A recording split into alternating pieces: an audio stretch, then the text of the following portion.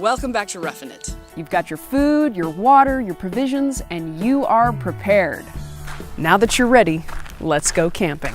23 miles from the main highway and into the wilderness, we would find our campsite. On this road, 23 miles is actually far.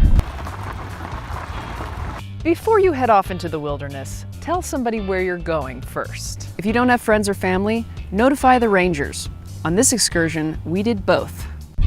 We are now heading to Locust Point Campground. It's not really a campground, it's just an area in the National Forest.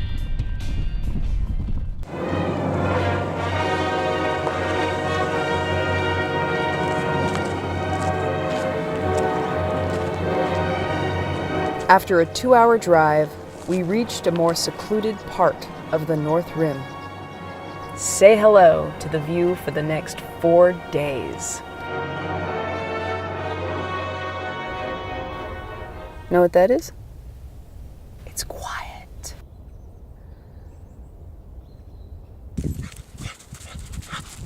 The campsite met with Skylar's approval. Once we've got our campsite, we're gonna want to set up a tent. When you're pitching a tent, you wanna look for flat, level ground. Clear the area of any rocks or twigs. Lay out a tarp for extra insulation. The tent I use is the Kelty Salida 2-person. It's a 3-season tent and it works perfectly for Skylar and I. The Kelty tent is built for easy assembly. Ready for that campfire? When having a campfire, safety is of the utmost importance. After you've checked the regulations, make sure your fire is well enclosed with a fire ring or substantial rocks. Sparks can jump, so you want to keep your firewood and kindling separate and the area around the fire clear of anything flammable. There are multiple ways to build a fire, but I use the TP method. You take dry kindling, such as dead pine needles and pine cones, and make a pile. Prop smaller, dry pieces of wood over the kindling and light it up. Never leave your fire unattended.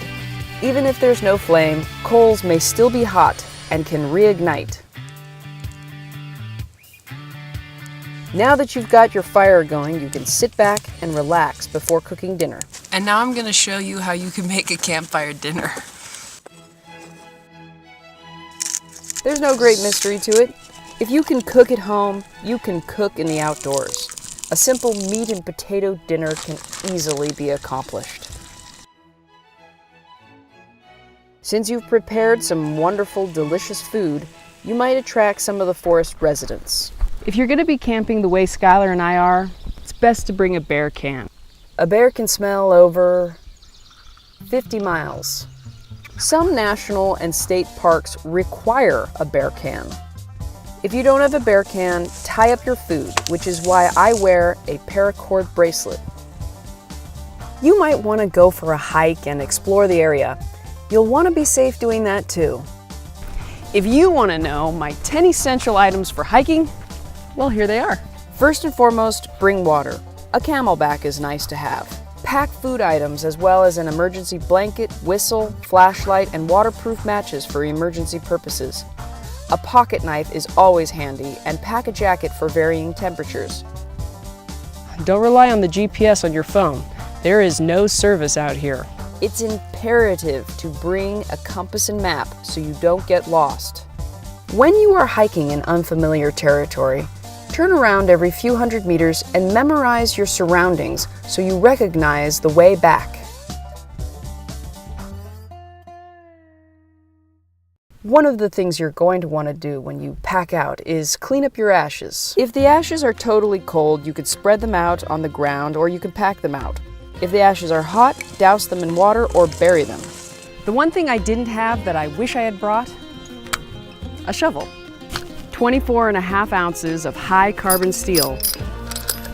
The SOG entrenching tool is an indispensable piece of kit. It was hard work digging an ash pit without a shovel, but I managed. When handling hot coals, it's important to wear gloves and eye protection in style. We enjoyed our time at the North Rim, but it was time to say goodbye. I just want to say I feel incredibly lucky to be here. As we packed up and made ready to leave, I discovered something odd about the car.